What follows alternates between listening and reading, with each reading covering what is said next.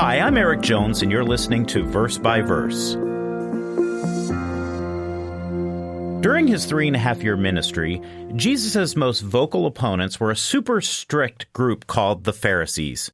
They considered him a threat to their power base and tried to discredit him at every turn.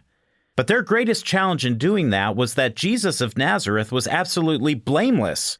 Since they couldn't discredit him by trumpeting a clear sin, they would closely observe his behavior to find actions they considered sinful according to the Jewish oral traditions.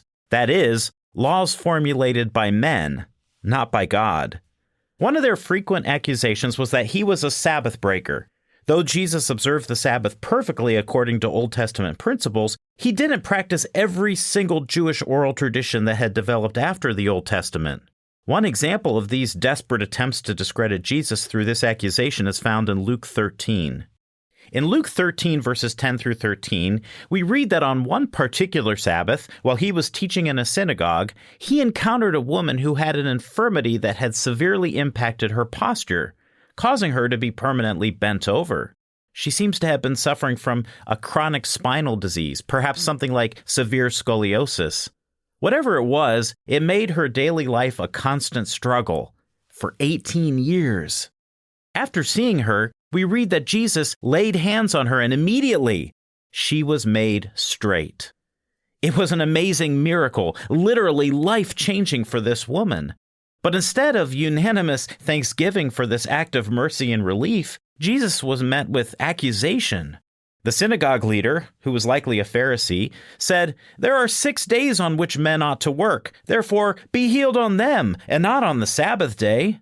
The Pharisees had concocted a belief that his divine healing was equivalent to a physician practicing medicine.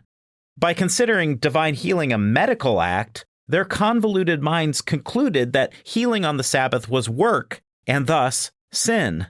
They also accused the woman of wrongdoing as well, implying she should have asked Jesus to wait and heal her on another day of the week. Incredible. Now let's step back from this situation to consider how some have read all of this. To some, Jesus healing on the Sabbath is used as evidence that Jesus abolished the Sabbath, and that by healing he was breaking it in order to show it was no longer necessary. That idea is entirely false, and what Jesus said to answer the accusation proves that Jesus by no means healed to show the Sabbath was now abolished. Christ's answer demonstrated that Jesus actually healed to underscore the spiritual significance of the Sabbath. Notice what he said in verses 15 and 16. "Hypocrite! Does not each one of you on the Sabbath loose his ox or donkey from the stall and lead it away to water it?" Jesus was pointing out that they had no problem relieving the physical burdens of their animals on the Sabbath. He then continued, verse 16, "So ought not this woman, being a daughter of Abraham, whom Satan has bound, think of it, for 18 years, be loosed from this bond on the Sabbath?" She had spent 18 years carrying the burden of this debilitating infirmity. It made every movement, from eating to walking to getting up to sleeping, a painful struggle. But now she was freed from this constant 24/7 burden. Or perhaps, better said, she now had rest. Rest from the pain, rest from the inconvenience, rest from being held back from all the normal tasks that able-bodied people take for granted. She was free from all of that. The rest from her physical burden represented the spiritual rest offered by God's Sabbath.